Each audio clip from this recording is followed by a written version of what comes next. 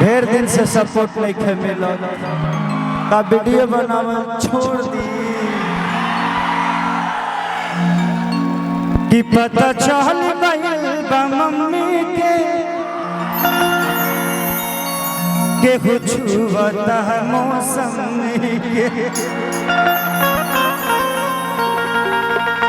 बहुत सारे गाने आप सबके बीच में गाऊंगा आया और मुझे लगता है कि सबने गा लिया है, कुछ कुछ बाकी भी होंगे लोग, सब लोग गा लिया।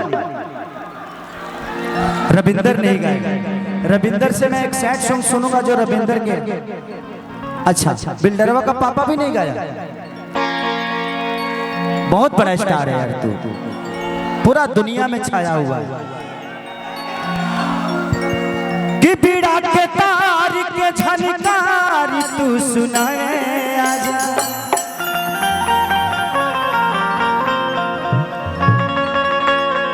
एगो बढ़ा दा, एगो बढ़ा दा।